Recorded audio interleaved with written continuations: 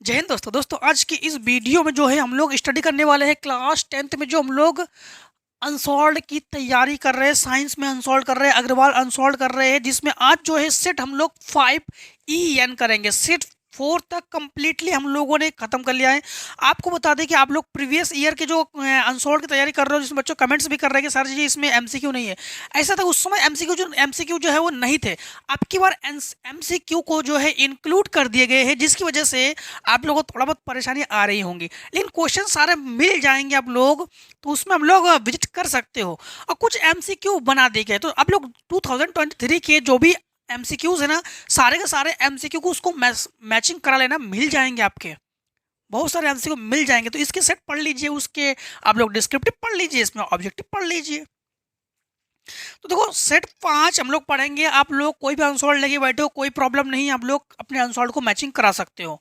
ठीक है, अगर राजीव लेके पढ़ोगे तब भी आप लोगों के मिल जाएंगे। अगर आप लोग एचएम तो हम प्रोवाइड कर ही रहे हैं आप लोगों को, यक्स लेके बैठोगे तब भी मिल जाएंगे, कोई भी अनसॉल्व लेके बैठो।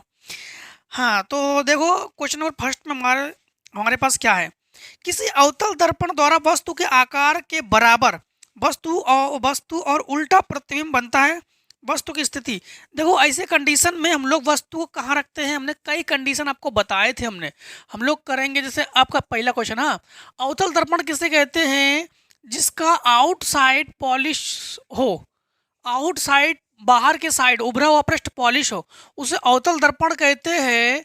और ये हमारे पास है मुख्य अक्ष, ये हमारे पास है ध्रुव, ये हमारे पास यम और ये हमारे पास यन। अगर यहाँ पर कंडीशन हमारे पास मान लो, ये हमारे पास यफ है और ये हमारे पास वक्रता केंद्र सी है। अब यहाँ पर वस्तु को अनंत रखते हैं, अनंत और सी के बीच रखते हैं, सी पर रखते हैं, सी और एफ के बीच रखते हैं, एफ पर रखते हैं, एफ और पी के बीच रखते हैं। लेकिन जब हम लोग वस्तु को कहाँ रखते हैं, सी पर रखते हैं, वक्रता केंद्र सी पर रखते हैं, तो वस्तु से कितनी किरणें निकलती है? 2 किरणें निकलती है।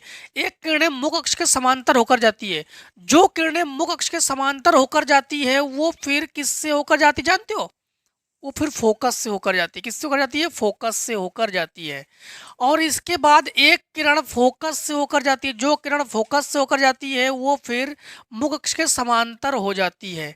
ठीक है, क्या हो जाती है? मुख्य अक्ष के समांतर हो जाती है, और दोनों जहां पर मिलेंगी वहां बनेगा प्रतिबिंब। तो ये देखो प्रतिबिंब, जब वस्तु को, ये वस्तु हमारे पास ए बी है और ये ए डैश और बी डैश जो है प्रतिबिंब है, और यूं किरण आरेख को भी दिखा देते हैं हम लोग। हाँ, तो हम लोग जब वस्तु को वक्रता केंद्र सी पर रखते हैं ना, तो वस्तु के साइज की प्रतिबिंब बनता है। वस्तु की जो साइज होती है उसी साइज की प्रतिबिंब बनता है हमारा। ठीक है, तो हम लोग कहेंगे कहाँ पर? वक्रता केंद्र पर। तो मान लो हमारे पास पहले का कौन सा ऑप्शन सही है? पहले का हमारे पास सी ऑप्शन जो है ये सही है। कहाँ पर रखेंगे? वक्रता केंद्र पर रखेंगे। क्वेश्चन नंबर दूसरे में है, श्वेत प्रकाश की किरण के प्रिज्म से गुजरने पर किस रंग के लिए न्यूनतम विचलन होता है? आपको बता दें कि अधिकतम विचलन होता है बैगनी और नीले रंग का, और न्यूनतम विचलन, कम विचलन होता है लाल रंग का। और लाल रंग का तरंग दैर्घ्य अधिक है और नीले और बैगनी का तरंग दैर्घ्य कम है। क्लियर? तो विचलन जो है लाल रंग का कम है, बैगनी और नीले रंग का अधिक है, और तरंग दैर्घ्य जो है लाल रंग का अधिक है, बट ब्लू एंड जो आपका मतलब नीला और बैगनी दोनों का कम है। ठीक है, तो विचलन की बात की गई है, तो हम लोग कहेंगे हमारे पास दूसरे का कौन सा ऑप्शन सही है? दूसरे का भी हमारे पास सी सही है। दूसरे का भी कौन सही है? हमारे पास सी सही है। ठीक है, अब हमारे पास क्वेश्चन नंबर तीसरा, एक अवतल लेंस प्रयोग में आता है। देखो अवतल लेंस का प्रयोग किस में करते हैं? उत्तल लेंस का प्रयोग किस में करते हैं? हम लोग सबसे पहले हम लोग आते हैं निकट दृष्टि दोष। निकट दृष्टि दोष में हम लोग अवतल का प्रयोग करते हैं। अवतल लेंस का काम होता है दूर की वस्तु को देखने में, तो दूर की वस्तु को देखने में अवतल लेंस का प्रयोग करते हैं, और पास की वस्तु को देखने के लिए उत्तल लेंस का प्रयोग करते हैं। तो इसमें अवतल लेंस का प्रयोग में आता है। तो नंबर 1 आवर्धक लेंस के रूप में, कार के पीछे, नहीं ये तो गलत है, दर्पण का प्रयोग करते हैं कार के पीछे। निकट दृष्टि दोष को दूर करने के लिए बिल्कुल सही आंसर। निकट दृष्टि दोष किसे कहते हैं? इसमें पास की वस्तु दिखाई देती है बट दूर की वस्तु नहीं दिखाई देती है, उस समय हम लोग अवतल लेंस का प्रयोग करते हैं। तो हमारे पास सी पार्ट ही सही है। सी पार्ट हमारे पास सही है, तो तीसरे का C part. And question number हम लोग करेंगे 4 में है, आंख में प्रवेश करने वाले प्रकाश की मात्रा को नियंत्रित करता है। जब हमारी आंखों में प्रकाश जो है प्रवेश करता है ना, तो प्रकाश की मात्रा को नियंत्रित कौन करता है? नियंत्रित कौन करता है? नंबर एक है पक्षमाभि, जिसको सिलियरी मांसपेशियां कहते हैं, और दूसरा है नेत्र लेंस, और फिर पुतली, फिर कार्निया। अच्छा, सबसे पहले कुछ बच्चे यहाँ पे पुतली करके आते हैं। पुतली का काम क्या होता है? प्रकाश को, मतलब सीमित प्रकाश को अधिक प्रकाश में पुतली सिकुड़ जाती है और कम प्रकाश में पुतली फैल जाती है। पुतली का ये काम है।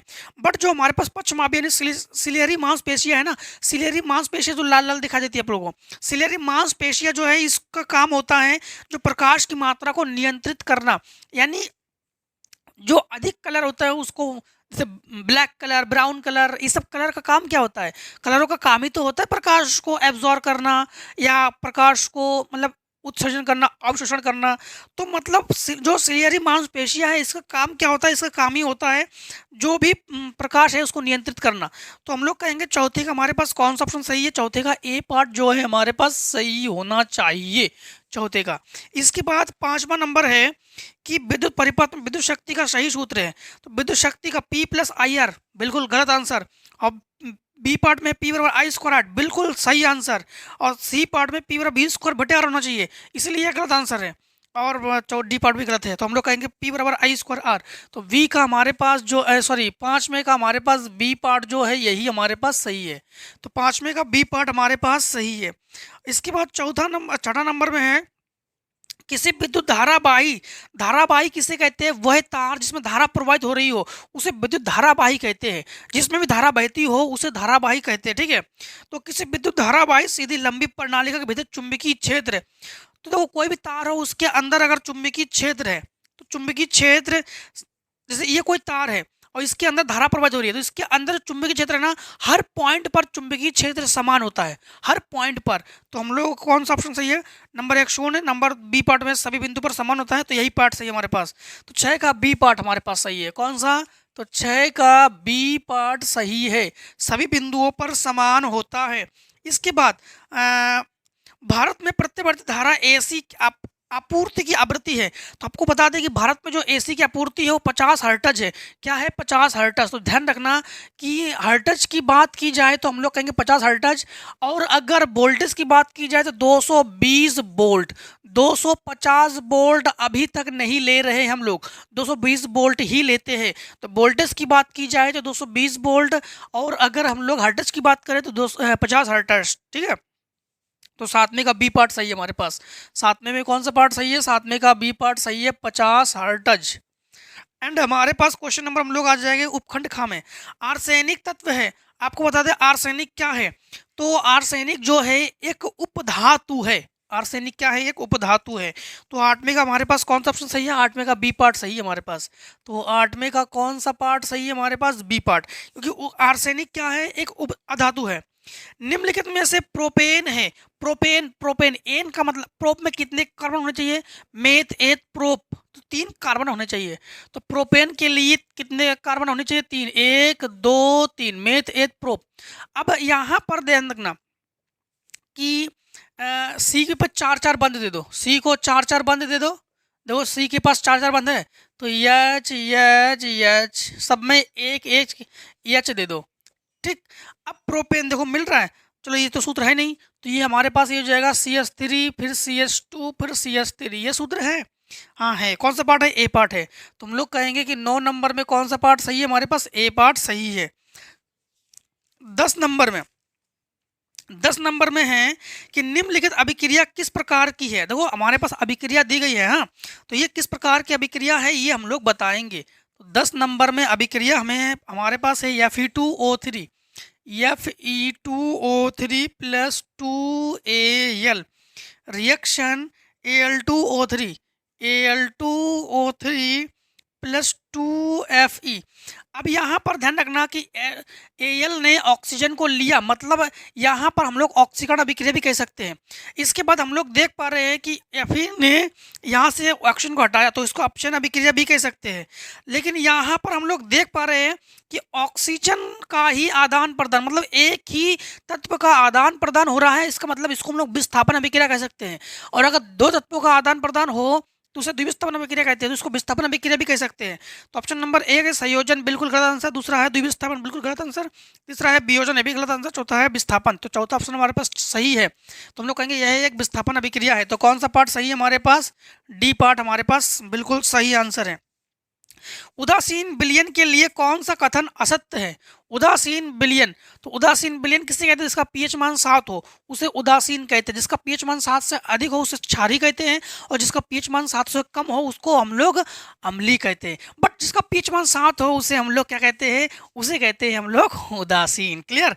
तो ऑप्शन नंबर 1, हाइड्रोजन आयन का सांद्रता 10⁻7 मोल प्रति लीटर होता है। नहीं, ये तो असत्य की बात कह रहे थे, तो सही सत्य है ये। हाइड्रोक्साइड आयन का सांद्रता 10⁻7 मोल है, ये भी सत्य है। पीएच मान 0 होता है तो ये उदासीन नहीं है, प्रबल अम्लीय है, प्रबल अम्लीय। और पीएच का मान 7 होता है तो हमारे पास सी पार्ट जो है यही सही है, क्योंकि सी पार्ट उदासीन नहीं है। ठीक है, और 10⁻7 का मतलब है 10 की घात को पीएच मान कहते हैं, तो -7 का मतलब भी 7 है, तो ये सब तीनों के तीनों विलयन उदासीन है। ए बी एंड डी ये उदासीन विलयन है, बट हमारे पास सी जो है ये हमारे पास उदासीन विलयन नहीं है। तो 11 का हमारे पास कौन सा ऑप्शन सही है? 11 का हमारे पास सी पार्ट सही है। एंड हमारे पास 12 नंबर में है, कॉलम ए में और कॉलम बी में दिए गए सुमेलन कॉलम बी में दिए गए कीजिए, यानी कॉलम ए को कॉलम बी से मिलाओगे आप लोग। तो कॉलम हमारे पास इस प्रकार से कॉलम दिया गया हमारे पास। हाँ, तो हमारे पास है column A and column B. Column A में है एसिटिक एसिड, कॉलम ए में है acetic acid, and column B में है साबुन के निर्माण में। कॉलम बी में है साबुन के निर्माण में, कॉलम बी में। कॉलम बी में फिर इसमें है एथेनॉल, एथेनॉल। इसके बाद है विकृतीकृत, विकृतीकृत डीनेचर्ड, डीनेचर्ड स्प्रिट बनाने में, स्प्रेड बनाने में। इसके बाद है कास्टिक सोडा, कास्टिक सोडा। और इसके बाद है सिरका के निर्माण में, सिरका के निर्माण में। और इसके बाद है अपमार्जक, अपमार्जक। और ये कपड़े साफ करने में, कपड़े साफ करने में। अब देखो एसिटिक एसिड, एसिटिक एसिड का काम क्या होता है? इसको यही होता है सिरका बनाने में, तो इसको हम लोग सिरका बनाने में प्रयोग करते हैं। किसमें प्रयोग करते हैं? सिरका बनाने में। ठीक है, और इसके बाद हमारे पास एथेनॉल, एथेनॉल और कास्टिक सोडा और अपमार्जक। देखो अपमार्जक का काम क्या है? अपमार्जक का काम, और कास्टिक सोडा का काम, और एथेनॉल का काम।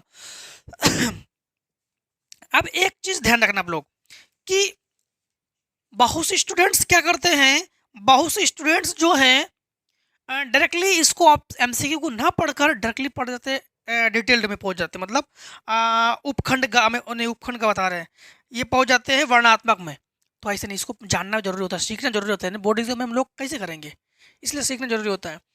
अब एथेनॉल, एथेनॉल का फार्मूला क्या होता है? C2H5OH, और इसका फार्मूला CH3COOH।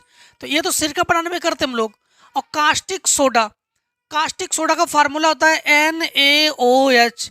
और अपमार्जक, तो अपमार्जक का काम होता है साबुन का निर्माण, साबुन का निर्माण करने में। ठीक है, तो यहाँ पर हम लोग करते हैं A, B, C and D।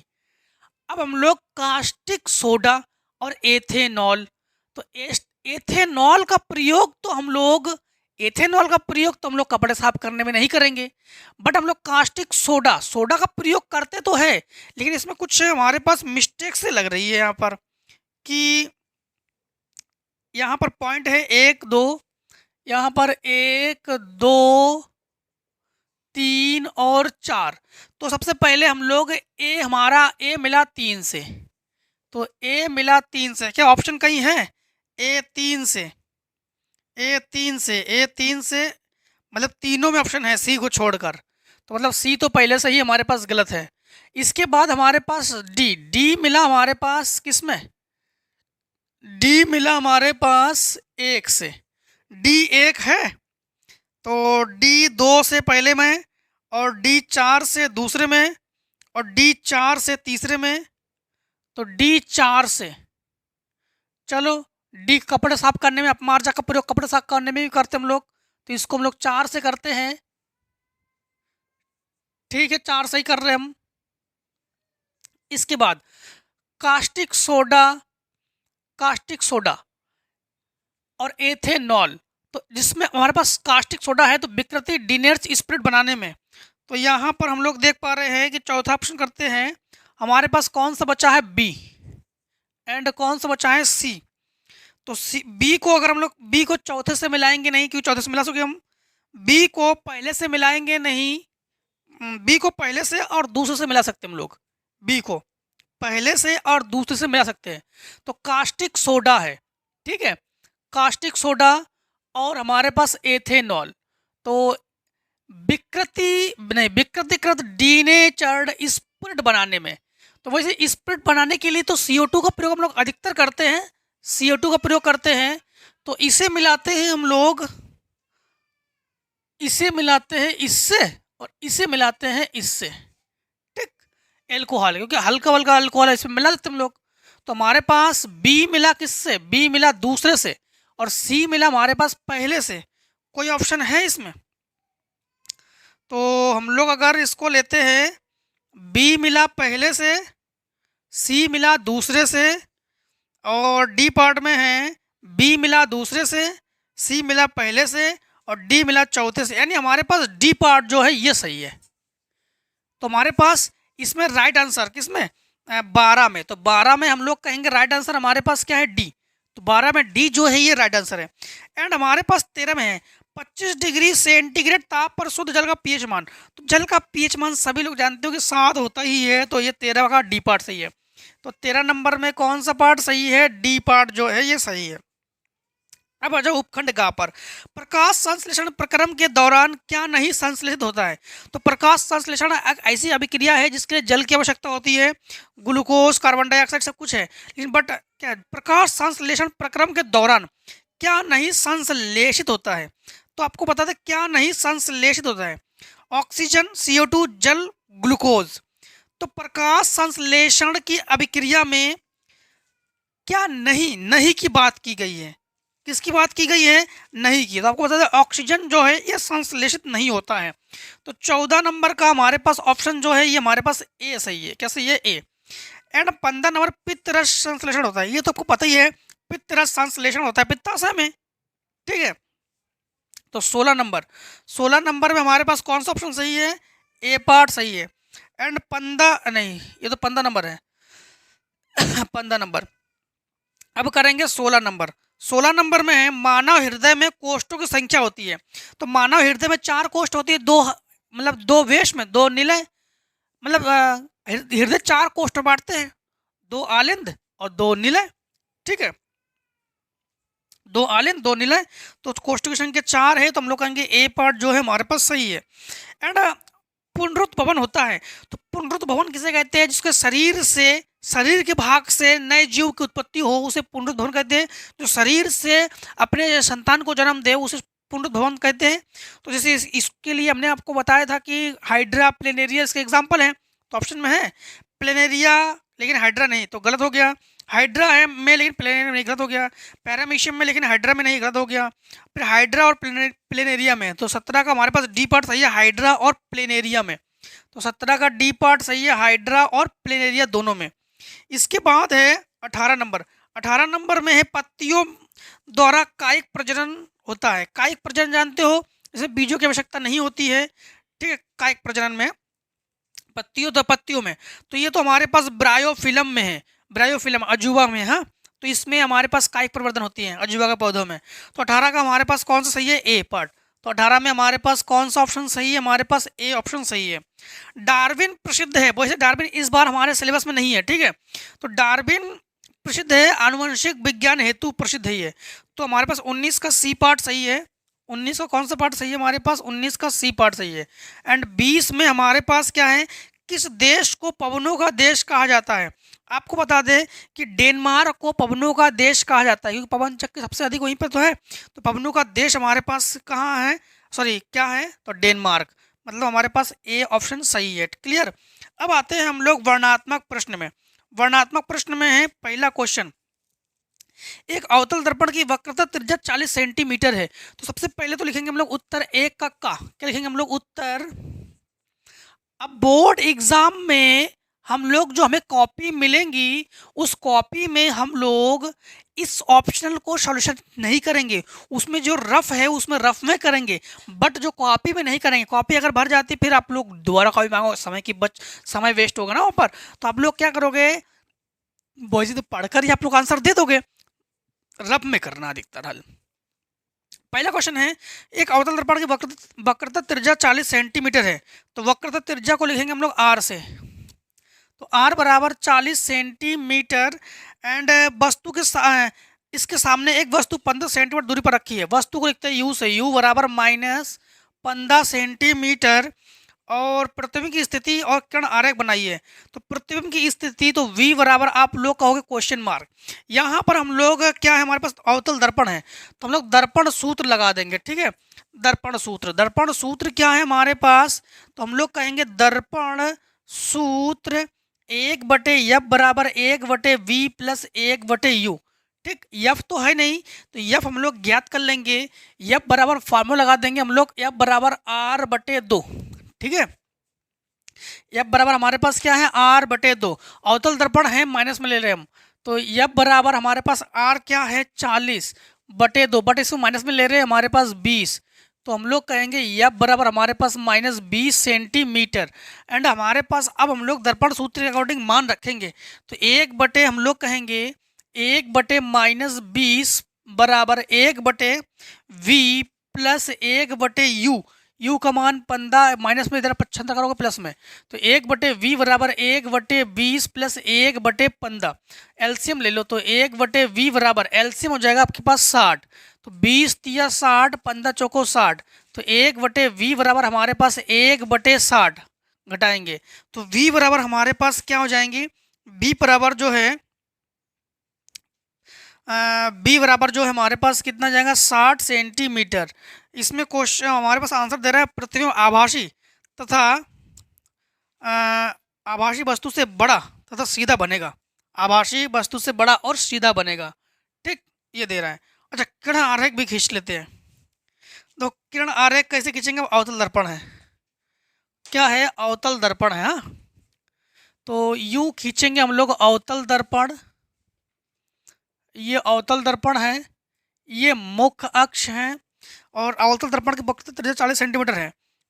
वक्रता त्रिज्या 40 सेंटीमीटर है, यानी फोकस दूरी हमारे पास 20 सेंटीमीटर है। तो फोकस दूरी हमारे पास 20 सेंटीमीटर है, तो ये हमारे पास 20 सेंटीमीटर है एफ।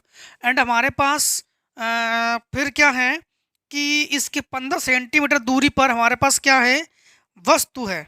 मतलब समझना, फोकस दूरी 20 सेंटीमीटर है, इसका मतलब है फोकस दूरी, ये तो हमारे पास ध्रुव है, ये हमारे पास द्वारा यम एन है, यहाँ पर हम फोकस ले रहे हैं। ठीक है, अब फोकस यहाँ से यहाँ तक की दूरी जो है हमारे पास 20 सेंटीमीटर है, क्या है 20 सेंटीमीटर है, किंतु यहाँ से 15 सेंटीमीटर की दूरी पर वस्तु है। मतलब हम लोग कहेंगे P और F के बीच में वस्तु है। कहाँ पर वस्तु है, P और F के बीच में वस्तु है। वस्तु की दूरी को हम लोग लिखते हैं U से, तो ये हमारे पास क्या है, हमारे पास 15 सेंटीमीटर। ठीक, अब वस्तु से दो किरणें निकलेंगे ऐसे, जो मुख्य अक्ष के समांतर होकर जाती है किरण, तो फिर वो फोकस से होकर जाती है, तो फिर इसको फोकस से ले जाएंगे। और एक किरण हम लोग मान लेंगे वक्रता केंद्र से, तो जो किरण वक्रता केंद्र से होकर जाती है तो फिर वो पुनः वक्रता केंद्र वापस आ जाती है। तो ऐसे अब ये दोनों किरणें कभी मिलेंगी नहीं, तो इसको हम लोग पीछे की ओर खींच के ले जाएंगे यूँ। ठीक है, यूँ, और ये बनेगा हमारे पास A', B', ये बनेगा हमारे पास प्रतिबिंब। ठीक, जो कितने सेंटीमीटर दूरी पर है, 60 सेंटीमीटर दूरी पर है। अब देखो प्लस में है तो प्लस में है, तो ये हमारा राइट आंसर, हमारे पास राइट आंसर है बिल्कुल। क्यों राइट आंसर है, क्योंकि हम लोग इधर रे आर ऑप्टिक्स के उधर ही जा रहे हैं, तो 60 तो प्लस में ही होना चाहिए, तो बिल्कुल सही आंसर है हमारे पास। ठीक है, अब हमारे पास क्वेश्चन नंबर 2। क्वेश्चन नंबर 2 में है प्रतिबिंबों को बनाने को दर्शाने वाले किरण आरेख बनाइए। नंबर 1 हमारे पास, चलो नंबर 1 क्या है, का खा घा हमारे पास दिया गया है, तो इतने को पहले आप लोग शॉर्ट कर लो। हाँ,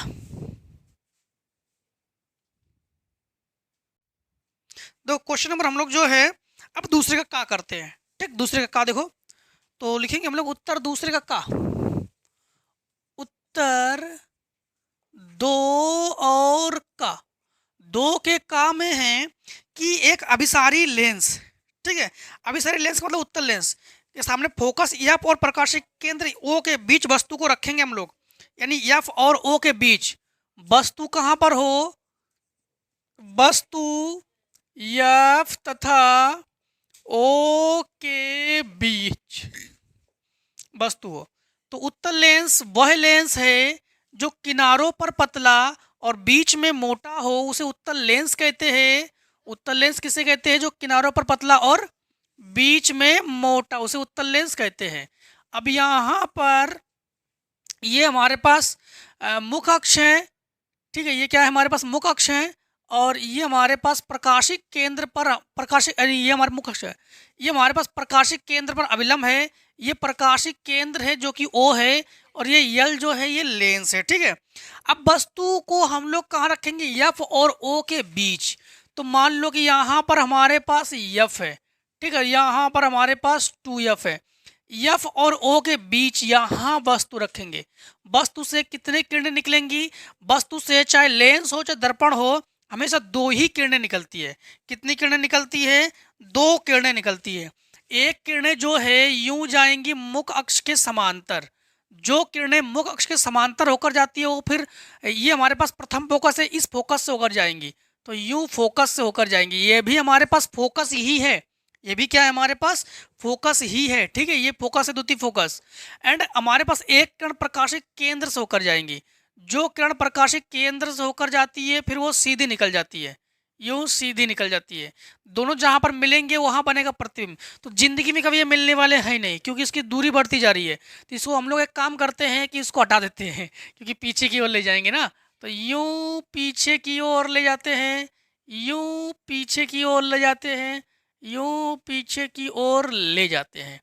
पीछे की ओर ले जाने के बाद इसको जो है हम लोग मिला देंगे, और जब मिलेगा तो वहां बनेगा प्रतिबिंब।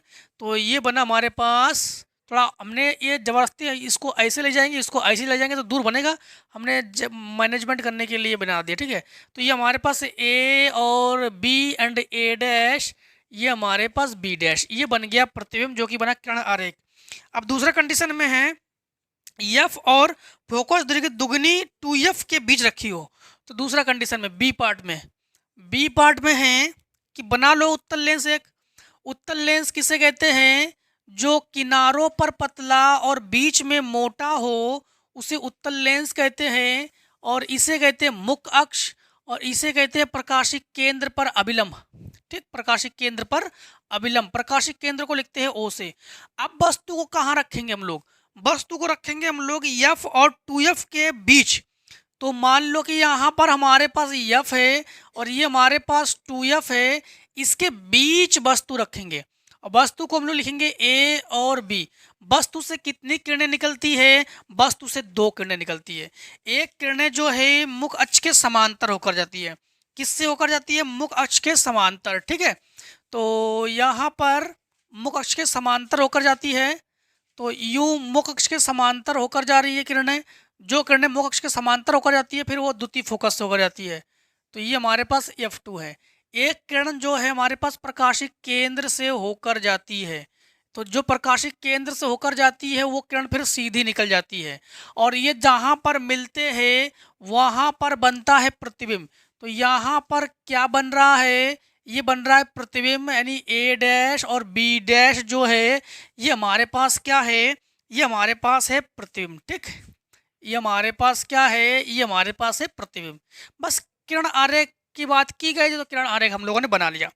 अब हमारे पास क्वेश्चन नंबर 3, नीचे दिए गए परिपथ में सबसे पहले परिपथ बना लेते हैं। तो हम लोग कहेंगे उत्तर 3, ठीक,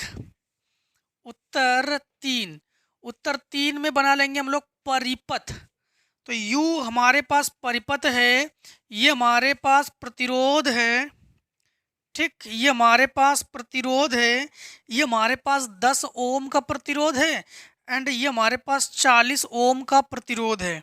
फिर इन दोनों को यूं मिला दो, फिर यहाँ से फिर इसको यूं लेकर यूँ यहाँ पर 30 ओम का प्रतिरोध है, यहाँ पर 20 ओम का प्रतिरोध है और यहाँ पर 60 ओम का प्रतिरोध है। फिर इसको मिला दो, फिर इसको ऐसे करके इसको जो है एक बैटरी से जोड़ दो, हाई वोल्टेज की बैटरी से जोड़ लो। फिर इसमें एक कुंजी लगा दो, कुंजी को कर दो बंद यूँ, और ये हमारे पास प्लस माइनस 12 वोल्ट की बैटरी है। ठीक है, यूँ धारा प्रवाहित हो रही है, यूँ धारा प्रवाहित हो रही है। अब हम लोग परिपथ में कुल प्रतिरोध का नंबर में कुल प्रतिरोध हम लोग ज्ञात करेंगे और खा नंबर में हम लोग संपूर्ण धारा जो है ये ज्ञात करेंगे। ठीक है, अब एक चीज़ ध्यान रखना, दिए गए परिपथ में 10 ओम, 40 ओम, 30 ओम, 20 ओम, 60 ओम के 5 प्रतिरोध 12 वोल्ट की बैटरी से अनुसार जुड़े हैं, गणना कीजिए। तो सबसे पहली बात तो एक चीज़ यहाँ पर देखो, सबसे पहली बात तो यहाँ पर देखो, हमारे पास है कि यहाँ से जब धारा प्रवाहित होती है ना, यहाँ से धारा प्रवाहित होती है तो धारा यहाँ पर जाकर धारा दो भागों में बंटती है, एक इस भाग में पहुँचती है, एक इस भाग में पहुँचती है। धारा का बंटना हमारे पास कहलाता है समांतर क्रम और एक ही धारा प्रवाहित होना उसे कहते हैं श्रेणी क्रम। तो धारा यहाँ पर बट रही है ना, धारा इसमें जा रही है, धारा इसमें जा रही है, तो ये हमारे पास समांतर क्रम, जो अब फिर धारा यहाँ से होकर मिल जाएंगी और यहाँ पर वही धारा प्रवाहित होगी, फिर से धारा यहाँ पर 3 भागों में बट जाएंगी यूँ, तो ये फिर से ये तीनों एक दूसरे के समांतर क्रम। लेकिन इस पूरे का आंसर है श्रेणी क्रम। तो इसको हम लोग R1 और इसको R2 और इसको R3, इसे R4 और इसे R5 मान लेते हैं। ठीक है, तो हम लोग कहेंगे कि R1 व R2 समांतर क्रम में है। किस क्रम में है? समांतर क्रम में है। तो इसे हम लोग R6 मान रहे हैं। क्या मान रहे हैं? R6। ठीक, तो हम लोग का फार्मूला क्या होता है कि R बराबर 1/R1 प्लस 1/R2। ठीक है, तो यहाँ पर हम जो है R के जगह R6 ले रहे हैं क्योंकि हमारे पास R6 नहीं है। तो R6 बराबर 1/R1 का मान क्या है हमारे पास 10 और इसका मान क्या है 40। तो हम लोग कहेंगे 1/R6 बराबर, यहाँ पर एलसीएम हमारे पास है 40 और 10 चौको 40, 40 एकम 40, तो 5/40, 5 अट्ठे 40, 5 अट्ठे 40। तो हम लोग कहेंगे R6 बराबर 8 ओम। ठीक, अब हम लोग कहेंगे जो हमारे पास R3, R4, R5 है, तो R3, R4 तथा R5 है, ये भी किस क्रम में है? समांतर क्रम में है। ठीक, तो हम लोग कहेंगे 1/R7 कह रहे हैं, तो 1/R3 plus 1/R4 plus 1/R5, तो 1/R7 बराबर 1/30, 1/20, 1/60। तो 1/R7 बराबर एलसीएम हुआ हमारे पास 60, 30 दूनी 60, 20 तिया 60, 60 एकम 60, ये हो गया 6/60, 6 एकम 6, 6.60। तो R7 का जो मान है ये 10 ओम है। हम लोग कहेंगे R6 तथा R7 किस क्रम में है? ये हमारे पास श्रेणी क्रम में है। किस क्रम में है? श्रेणी क्रम में है। अब श्रेणी क्रम लगा देंगे हम लोग। श्रेणी क्रम का फार्मूला क्या होता है कि श्रेणी क्रम R बराबर R1 प्लस R2। ठीक, R1 प्लस R2, या हम लोग कह सकते हैं R बराबर R6 प्लस R7 यहाँ पर। ठीक है, यहाँ पर। ठीक, अब यहाँ पर ध्यान रखना कि यहाँ पर हम लोग क्या करेंगे कि R तुल्य यानी कुल निकालेंगे। ठीक है, तो R बराबर हमारे पास क्या है 8 और प्लस 10, तो हम लोग कहेंगे 18 ओम।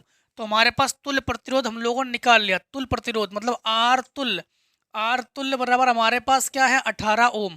अब निकालेंगे धारा, तो हम लोग कहेंगे कि ओम का नियम लगाएंगे। यहाँ पर क्या लगा देंगे? ओम का नियम। हाँ, तो ओम का नियम क्या होता है? हम लोग कहेंगे कि ओम के नियम से, ओम का नियम क्या होता है? V/I बराबर R। हम लोग जो है क्या ज्ञात करेंगे? I। हाँ, I ज्ञात करेंगे। तो V का मान हमारे पास क्या है 12। हाँ, 12 12/i बराबर आर का मान क्या 18, 18 को पहुंचा यहाँ, आई को पहुंचा यहाँ, तो आई बराबर 12/18, 6 दूनी 12, 6 ती 18, तो आई बराबर 2/3, तो आई बराबर भागना खाई 0, 3 से भाग लगा दो, तिछक 18, तिछक 18 मतलब यहाँ पे एक अंक बढ़ा दो तो एम्पियर, तो आई बराबर 0.67 एम्पियर। तो बस यही हमारे पास क्या है, यही है हमारे पास फाइनल में आंसर, यही हमारे पास फाइनल में आंसर, दोनों के दोनों आंसर। अब फटाफट जो है इतने को शॉर्ट करो तो आगे क्वेश्चन को सॉल्व करते हैं। क्वेश्चन नंबर जो है हम लोग 4 करेंगे। हाँ, 4 में क्या है, घरों की वायरिंग में निम्न की उपयोगिता बताइए। मीटर, फ्यूज, वितरण बॉक्स और भू संपर्कन। इस क्वेश्चन को जो है आप लोग सेट 2, हाँ सेट 2 ई के 2023 का सेट 2 ई के क्वेश्चन नंबर 4 का अथवा हमने पूरा परिपथ बना के अच्छे से आपको इसमें एक्सप्लेन करके बता दिया है। आप लोग जरूर उसमें जाकर विजिट कर लीजिए इसको, तो अच्छे से इसको अध्ययन कर सको, ठीक है। बाकी मोटा मोटा आप लोग याद रखना कि मीटर का प्रयोग हम लोग किसमें करते हैं, धारा के लिए करते हैं, ठीक है। धारा मापने के लिए। फ्यूज का उपयोग किसमें करते हैं, सुरक्षा युक्ति के लिए करते हैं हम लोग। वितरण बॉक्स का प्रयोग क्या करते हैं, यहाँ सभी भागों में, घरों के हर कमरों में हम लोग लाइट को ले जाते हैं वितरण बॉक्स। भू संपर्क का काम क्या होता है, इसको पृथ्वी से जोड़ देते हैं और जैसे कि इलेक्ट्रॉन देकर हम लोग धारा लेना वगैरह करते हैं, ठीक है। बाकी फुल डिस्कस है हमने सेट 2 ई के में कर चुके हैं, वहाँ पर जाकर इसको विजिट जरूर कर लीजिए। चौथे का अथवा को देखिए। चौथे का अथवा में है, एक धारावाही चालक में धारा का मान 0.5 एम्पियर है, उसकी लंबाई 2 मीटर है। यदि उसे इतने 0.4 न्यूटन प्रति एम्पियर के चुंबकीय क्षेत्र में रखा जाता है तो उस पर लगने वाले बल की गणना कीजिए। और कंडीशन हमारे पास तीन कंडीशन है, तो समझना। सबसे पहले हम लोग लिखेंगे 4 का अथवा, तो उत्तर 4 का अथवा, तो उत्तर 4 और अथवा 4 के अथवा में है हमारे पास धारा यानी एम्पियर, धारा को लिखते हम लोग आई से, तो आई बराबर 0.5 एम्पियर। इसके बाद है 2 मीटर लंबाई, तो हम लोग कहेंगे यल बराबर हमारे पास 2 मीटर। और इसके बाद 0.5 न्यूटन, 0.5 न्यूटन चुंबकीय क्षेत्र को लिखते हैं बी से 0.5 न्यूटन प्रति एम्पियर मीटर। और उसे लगने वाले बल की गणना कीजिए। बल का मतलब हो गया हमारे पास F बराबर क्वेश्चन मार्क। कंडीशन नंबर 1 में है लंबवत का मतलब थीटा बराबर 90 अंश। कंडीशन नंबर 2 में है थीटा का मान 30 अंश। और कंडीशन नंबर 3 में है क्षेत्र के समांतर थीटा का मान 0, ठीक है। अब यहाँ पर देखो, यहाँ पर हम लोग लगने वाले बल का फार्मूला लगा देंगे। बल का फार्मूला हमारे पास F बराबर IBL साइन थीटा। यहाँ पर हम लोग 3 बार लगाएंगे, तीनों बार अलग अलग लगाएंगे। तो ए पार्ट में F बराबर आई के जगह लिखेंगे हम लोग 0.5, बी के जगह लिखेंगे हम लोग 0.4, यल की जगह लिखेंगे हम लोग केवल 2, और साइन थीटा तो साइन 90 का मान 1। तो F बराबर ये हमारे पास 5 दूनी 10 मतलब हमारे पास 1 इंटू 0.4, तो F बराबर हम लोग कहेंगे 0.4 न्यूटन, ठीक, 0.4 न्यूटन। अब हमारे पास देखो बी पार्ट में हम लोग फिर से लगाएंगे फार्मूला। तो F बराबर IBL, तो आई का मान 0.5, बी का मान 0.4, यल का मान 2, और साइन 30 का मान 1/2, 2 से 2 कैंसिल। तो F बराबर 5 को 20 यानी 0.20, क्योंकि 2 अंक की बात हम लगाएंगे ना, तो 5 को 20, तो हमारे पास ये हो गया 0.20 न्यूटन। बल का मात्रक क्या होता है, न्यूटन। अब हम लोग सी पार्ट को लगाएंगे। सी पार्ट में हम लोग फिर से वही फार्मूला लगा देंगे, F बराबर IBL।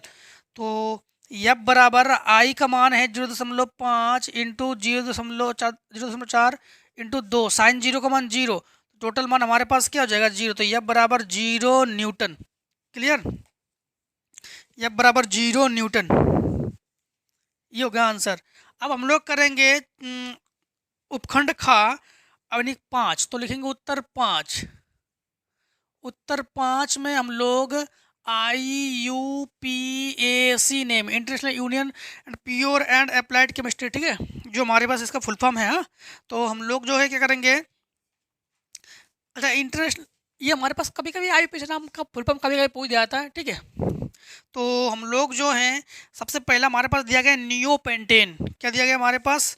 नियोपेंटेन। तो नियोपेंटेन, नियोपेंटेन, नियोपेंटेन वगैरह जो है ये सब अधिकतर आप लोग इंटर में जाके पढ़ोगे। वैसे आपको बता देते हैं कि कभी कभी पूछ दिया जाता है, ज़्यादा इतना कभी बाई चांस पूछ दिया था। तो नियोपेंटेन किसे कहते हैं? नियोपेंटेन, पेंट के लिए कितने कार्बन होना जरूरी है? 5 कार्बन होना जरूरी है। तो इसको हम लोग आईपीसी नाम में कहते हैं कि दो दो डाई मिथाइल प्रोपेन। हाँ, दो दो डाई मिथाइल प्रोपेन, यानी हम लोग कहेंगे डाई मिथाइल का मतलब हो गया हमारे पास मिथाइल, मेथिल जो है हमारे पास कितने हैं? 2 है। तो प्रोपेन के लिए 3, हाँ 3 कार्बन। तो हम लोग कहेंगे यहाँ पर समझना, 1 कार्बन, 2 कार्बन, 3 कार्बन, 3 कार्बन हो गया हमारे पास। अब यहाँ पर कार्बनों में कितने बंद होते हैं? 4 बंद होते हैं। तो 1 2 1 2 3 4 1 2 3 4 1 2 3 4 1 2 3 4 1 2 3 4, कार्बन में 4 बंद होने चाहिए। अब यहाँ पर क्या है? 2 डाई मिथाइल, मतलब यहाँ पर एक मेथिल और यहाँ पर एक मेथिल जोड़ो तो CH3 मेथिल है और CH3 मेथिल है। यहाँ पर हम लोग क्या करेंगे? 2 डाई मेथिल यानी प्रोपेन है हमारे पास। अब यहाँ पर हम लोग गिनती गिनेंगे। चलो यहाँ पर H, तो एक काम करते हैं, H यहाँ पर, H यहाँ पर, H यहाँ पर, H यहाँ पर, H यहाँ पर, H यहाँ पर। लंबी श्रृंखला, इधर से देखो तो भी लंबी श्रृंखला, इधर से देखो तो भी लंबी श्रृंखला। क्यों? क्योंकि इसको लिख सकते हैं हम लोग CH3, इसे लिख सकते हैं हम लोग CH3 सिंगल बॉन्ड C, केवल C, ठीक, केवल C। इधर भी हमारे पास CH3, इधर भी हमारे पास CH3 और इधर भी हमारे पास CH3। तो इधर से देखो बराबर है, इसलिए हम गिनती गिन नहीं रहे यहाँ पर। तो यहाँ पर देखो, अगर मान लो इधर से गिन रहे, ठीक है, मान लो, तो यहाँ पर देखो 1 2, इधर देखो 1 2, तो यहाँ पर 2 पर ही तो है। तो 2 डाई मिथाइल और मेथ एथ तो प्रोपेन, तो 2 डाई मिथाइल प्रोपेन, ठीक है। अब इसके बाद हमारे पास क्या है? द्वितीयक ब्यूटिल एल्कोहल। क्या है हमारे पास? द्वितीयक, ये हमारे पास ए है, नहीं का खा, चलो हम ए बी से लिख रहे हैं। तो द्वितीयक, क्या है?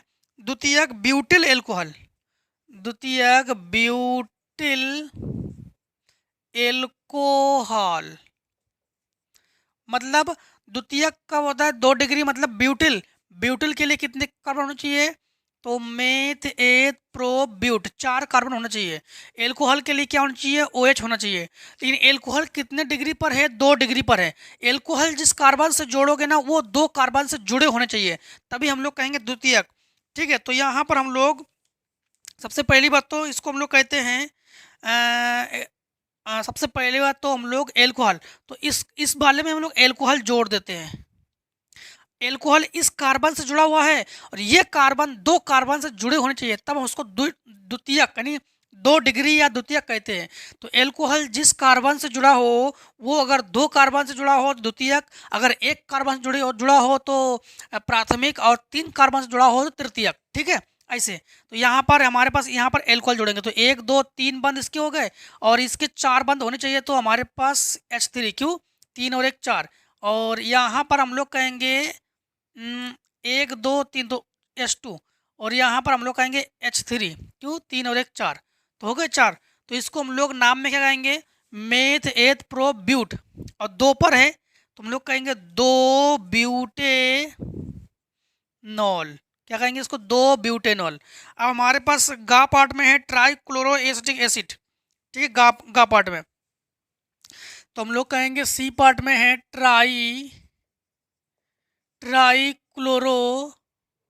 ट्राइक्लोरो एसिटिक एसिड,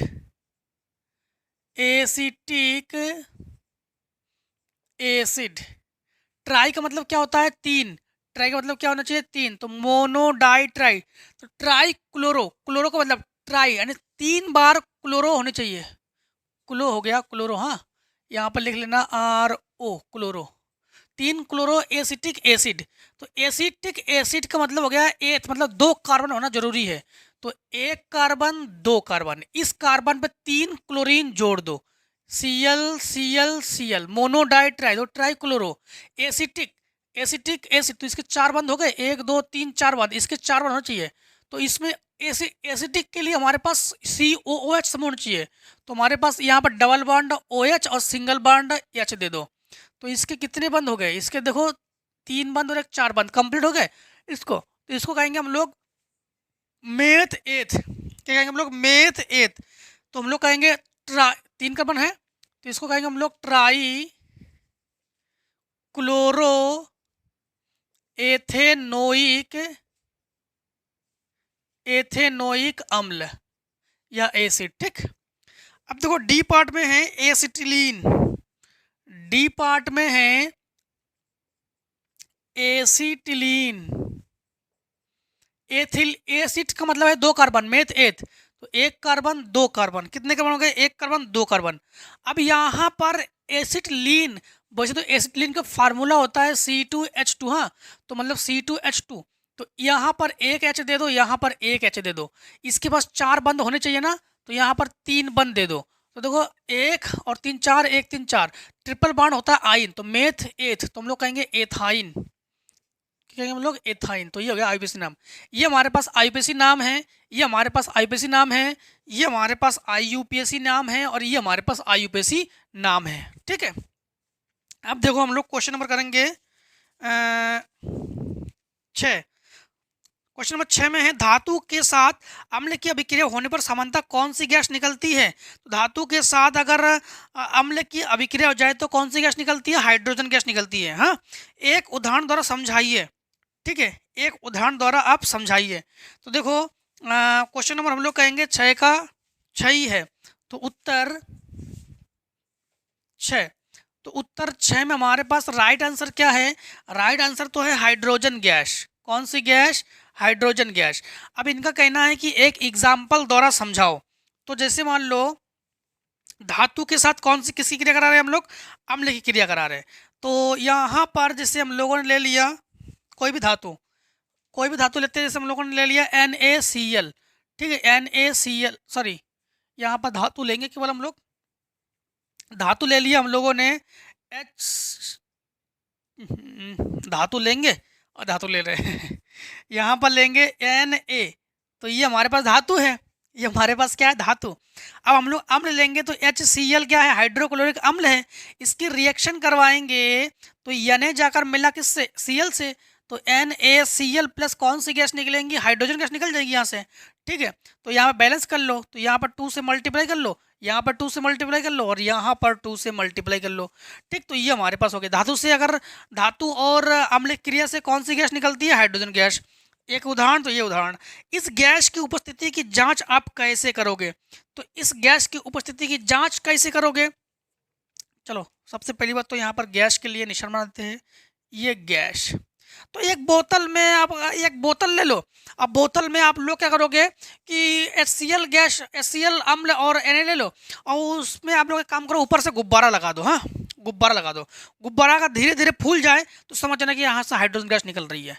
एक कोई भी बोतल ले लो और बोतल के अंदर आप लोग मेटल डाल दो और एसिड डाल दो, और आप लोग कोई भी, जैसे मतलब घरों में प्रैक्टिकल करना चाहते हो ना आप, तो जो बंद पैकेट में दवा आती है ना, बंद पैकेटों में, बंद पैकेट का मतलब होता है जैसे मान लो कि एसी लॉक वगैरह जो दवा आती है ना, एसी लॉक वगैरह जो एकदम सील बंद हो, चांदी की, वो चांदी उसको ऊपर पत्ती चढ़ी होती है। आप लोग मार्केट से तेजाब खरीद लो, सल्फ्यूरिक अम्ल खरीद लो, और घरों में जाकर क्या करना कि कांच का एक बोतल लेना, उस बोतल में तेजाब को डालना, उस बोतल में सबसे पहले क्या डालोगे? सबसे पहले डालोगे आप लोग जो दवा की पुड़िया है ना, कौन सी दवा जिसको हम लोग ऐसे तोड़कर लेते हैं, वो वाली दवा नहीं, जिसको फाड़ कर लेते हैं, उस दवा की बात कर रहे हैं जो सील बंद होती है। उस दवा को, उस दवा की जो पुड़िया है उसको डाल देना, उसके अंदर तेजाब डाल देना। डालने के बाद एक गुब्बारे को बोतल के मुंह को बंद कर देना। तो गुब्बारा धीरे धीरे अगर फूल जाए तो समझ जाना वहाँ पर हाइड्रोजन गैस निकल रही है। क्लियर? अब देखो क्वेश्चन नंबर 7। क्वेश्चन नंबर 7 में क्या होता है जब? तो क्या होता है जब? कब? जब हम करेंगे। तो आ जाते हैं उत्तर हम लोग 7। उत्तर 7। उत्तर 7 में हमारे पास का, खा, गा, घा है। तो सबसे पहले का करेंगे, फिर का खा करेंगे, फिर हम लोग गा करेंगे, फिर हम लोग घा करेंगे। हाँ, तो सबसे पहले हमारे पास का में क्या है? का में है कि चूने के पानी में देर तक CO2 गैस प्रवाहित की जाती है। चूने का पानी का फार्मूला क्या होता है? CaOH का होल टॉइस। क्या होता है? CaOH का होल टॉइस प्लस कौन सी गैस प्रवाहित करते हैं हम लोग? Carbon dioxide gas CO2। तो CO2 जब प्रवाहित करते हैं तो यहाँ पर सिंपल तरीके से हम लोग देख सकते हो कि Ca जुड़ा CO2 से, तो ये हमारे पास हो जाएगा CaCO3 प्लस इसका H2O ही तो बचा, गिनती कर लो, H2O बचा, तो H2O जल जो है H2O बनेगा हमारे पास। ठीक है, ये अवक्षेप है, ये नीचे बैठेगा और ये जल जो है जल बनेगा। यहाँ पर नेक्स्ट क्रिया क्या है? नेक्स्ट क्रिया में है शुष्क बुझे चूने की अभिक्रिया Cl2 गैस से कराई जाती है। तो बुझे चूने की क्रिया, बुझे चूने की फार्मूला यही है CaOH का होल टॉइस प्लस किससे कराते हैं? Cl2 से। ठीक है, यही है हमारे पास ब्लीचिंग पाउडर बनाने का फार्मूला। तो Ca इसका O और Cl2, तो ये बना हमारे पास CaOCl2 प्लस हमारे पास क्या बनेगा? H2O। मिला लो, देखो Ca एक O और Cl2 CaOCl2 और ये H2 और इसका एक O बचा है, एक O ले चुके हम लोग, तो H2O। इसके बाद है कि जिप्सम को गर्म किया जाता है। तो जिप्सम को जब भी गर्म किया जाता है तो जिप्सम का फार्मूला क्या होता है? CaSO4 इंटू 2H2O, तो जिप्सम का फार्मूला है। जिप्सम को हम लोग क्या कर रहे हैं? गर्म कर रहे हैं। तो जिप्सम को कितने डिग्री सेंटीग्रेड पर गर्म करते हैं हम लोग? तो 373 केल्विन पर गर्म करते हैं। 373 केल्विन पर गर्म करते हैं जिप्सम को, तो हमें प्लास्टर ऑफ पेरिस मिलता है। तो हम लोग कहेंगे CaSO4 इंटू हाफ H2O और प्लस हमारे पास 1.5 यानी 3/2 H2O जल निकलता है यहाँ से। अब देखो हमारे पास क्या है? अब हमारे पास है सोडियम धातु जल से अभिक्रिया कराई जाती है। सोडियम धातु, तो सोडियम धातु जो है, सोडियम का फार्मूला Na प्लस जल का फार्मूला H2O, जब इसके साथ क्रिया कराती है तो सोडियम Na, इसका मिलेगा OH, तो NaOH प्लस हाइड्रोजन गैस निकलेंगी। तो यहाँ पर हम लोग H2 है और H3, तो यहाँ काम करो, 2 का गुणा करो, यहाँ पर 2 का गुणा करो, तो यहाँ से 2 2 4 बार, Na 2 बार हो गया, तो 2 बार बैलेंस हो गया। ठीक है, अब देखो क्वेश्चन नंबर है इसका अथवा। अथवा में क्या है? निम्नलिखित पर संक्षिप्त टिप्पणी लिखिए। नंबर 1 क्या है? भर्जन। नंबर 1 क्या है? भर्जन। ठीक, तो हम लोग का नंबर इसका अथवा करेंगे। अगर ये बोर्ड एग्जाम में हम लोग या तो दोनों में से एक ही करेंगे, साथ में का हम लोग अथवा करेंगे, तो का नंबर में हेडिंग क्या डालेंगे हम लोग? भर्जन। भर्जन किसे कहते हैं जानते हो? वायु की उपस्थिति में अगर अयस्क को गर्म करते हैं तो उसे भर्जन कहते हैं। भर्जन किसे कहते हैं?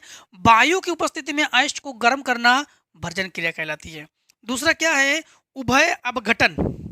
उभय अपघटन, ठीक है, खा नंबर में है उभय अपघटन। अपघटन का मतलब ही क्या होता है? अपघटन का मतलब होता है अलग होना, उभय का मतलब दोनों का। जब दो अभिक्रिया करवाएंगे जिससे हम लोग कहते हैं द्विविस्थापन अभिक्रिया, सेम वही उभय अपघटन क्रिया। ठीक है, इसके बाद संक्षारण। तो संक्षारण, गा में हेडिंग क्या डालोगे? गा नंबर में हेडिंग डालोगे संक्षारण। संक्षारण, संक्षारण अभिक्रिया किसे कहते हैं? वही अभिक्रिया जिसमें धातु नमी या आर्द्रता के संपर्क में आती है तो नष्ट हो जाती है, उस अभिक्रिया को संक्षारण अभिक्रिया कहते हैं। ठीक है, इसके बाद देखो आप लोग आ जाओगे 9 नंबर पर, सॉरी 8 नंबर पर। तो क्वेश्चन नंबर 8, तो उत्तर 8 में क्या है? 8 में है कि गुणसूत्र शब्द का प्रयोग कब और किसने किया था? गुणसूत्र की खोज की बात नहीं हुई, अगर खोज की बात होती तो अलग। गुणसूत्र का शब्द का प्रयोग किसने किया था? सबसे पहले बता दें, गुणसूत्र का प्रयोग जर्मन के बायोलॉजी के वैज्ञानिक वाल्थर फ्लेमिंग ने किया था, लेकिन बाद में 1888 में डब्ल्यू वाल्डेयर ने इसका प्रयोग किया। तो कब? 1888 में। हाँ, 1888 में किसने? डब्ल्यू वाल्डेयर ने इसका प्रयोग किया, डब्ल्यू वाल्डेयर। और सर्वप्रथम प्रयोग किसने किया? सर्वप्रथम, तो सर्वप्रथम की अगर बात की जाए तो वाल्थर फ्लेमिंग। वाल्थर फ्लेमिंग, ठीक, इन्होंने सर्वप्रथम प्रयोग किया, सर्वप्रथम। ठीक है, सर्वप्रथम इसका प्रयोग किया। इसके बाद देखो क्वेश्चन नंबर 9 में है समजात, और आगे भी है, इसके कार्यों का उल्लेख कीजिए। तो गुणसूत्र कार्य क्या है? आनुवंशिक गुणों को निर्धारित व संधारित, ठीक है, संचारित करते हैं ये। तो गुणसूत्र का कार्य क्या है? तो गुणसूत्र जो है ये आनुवंशिक गुणों को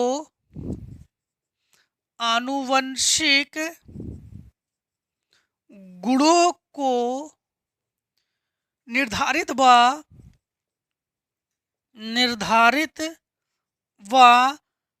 संचारित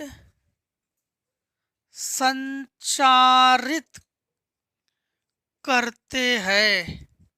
गुणसूत्र का काम क्या है? आनुवंशिक गुणों को निर्धारित व संचारित करते हैं। ठीक, इसके बाद देखो क्वेश्चन नंबर हमारे पास 9 नंबर में समजात एवं समवर्ती अंगों को समझाइए। तो इस बार समजात और समवर्ती अंग जो है हमारे सिलेबस में नहीं है। ठीक है, तो क्वेश्चन नंबर 10 करेंगे हम लोग। तो 9 तो है नहीं, तो हम लिखेंगे उत्तर 10। 10 में क्या है? 10 में प्रकाश संश्लेषण का एक विवरण दीजिए। तो प्रकाश संश्लेषण किसे कहते हैं? जब सूर्य की उपस्थिति में हरे पेड़ पौधे अपना भोजन बनाते हैं उसे प्रकाश संश्लेषण कहते हैं। प्रकाश संश्लेषण के लिए क्या क्या आवश्यकता होती है? प्रकाश संश्लेषण के लिए जल, कार्बन डाइऑक्साइड, ऑक्सीजन, क्लोरोफिल आदि की आवश्यकता होती है। ठीक है, इसके बाद है मानव के मादा जनन तंत्र का वर्णन कीजिए। देखो मानव के मादा जनन तंत्र का वर्णन जो है शायद हमने लिंग के बारे में वर्णन कर चुके हैं एक बार। ठीक है, लिंग के बारे में हम वर्णन कर चुके हैं किसी वीडियो में। हमें लगता है कि इसी के पीछे अभी जस्ट हम लोगों ने एक लिंग के बारे में हम लोग वर्णन, हाँ, मानव लिंग विस्तार से, हाँ, ये सेट है हमारा मानव के नर जनन तंत्र का सचित्र वर्णन कीजिए, सेट 3FL में। तो सेट 3FL में हम क्वेश्चन नंबर 11 के अथवा में हमने इसका वर्णन कर चुके हैं, 11 के अथवा में। ठीक है, तो मानव के मादा जनन तंत्र का वर्णन आप लोग स्वयं से भी इसको थोड़ा सा आप लोग एक काम करना कि कुछ ऐसे शब्दों का प्रयोग भी है जो करना थोड़ा सा असंभव हो जाता है, तो आप लोग जो ना इसको पढ़ लेना, खुद से ही पढ़ लेना। इसके बाद मनुष्य के आहार नाल का सचित्र वर्णन कीजिए। तो मनुष्य के आहार नाल का सचित्र वर्णन हमने सेट पहला में भी कर चुके हैं, सेट 2-3 में कर चुके हैं। ठीक है, वही पाचन क्रिया का मुख से चालू होना पता तो है, मनुष्य के पाचन तंत्र है। चलो सेट 1 में तो नहीं है, सेट 2 में है शायद, परिवार नियोजन है, मेंडल है, सेट 2 में है, व्रक्काणु है, हाँ, पाचन तंत्र का है, सेट 2 में है। सेट 2 में 11 का अथवा है। तो सेट 2 के 11 के अथवा में हम लोग देख सकते हो 2023 के, हाँ, टोटली इसको हम लोग अध्ययन कर चुके हैं। तो आज जो है हम लोगों ने सेट जो है कौन सा 5 को भी हम लोगों ने कंप्लीटली ख़त्म कर लिया है। 5 में जो डाउट है आप लोग उसको ज़रूर शेयर करना, हम उसको प्रोवाइड जरूर करेंगे। ठीक है, 5 में अब दोस्तों जो है हम लोग सेट मिलेंगे किसमें? 6 में मिलेंगे। ठीक है, 5 में अब आप लोग जो है अधिक से अधिक क्या करोगे? मेहनत करोगे बोर्ड एग्जाम के लिए। बोर्ड एग्जाम बहुत पास है, तो इसके लिए आप लोग अधिक से अधिक मेहनत करोगे।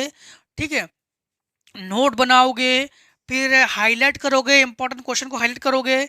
इसके बाद जो जो आंसर्स है, जो मोटा मोटा आंसर है उसको हाईलाइट करोगे, जिससे कि आप लोग उसको अट्रैक्टिव हो। ठीक, तो मिलेंगे हम लोग दोस्तों नेक्स्ट वीडियो में। आज की वीडियो में इतना ही। जय हिंद, जय भारत। आप लोग स्वस्थ रहिए, मस्त रहिए और हर एक सेट में तैयारी जरूर करते रहिए और मिलते भी रहिए। तो टेक ए स्क्रीन शॉट।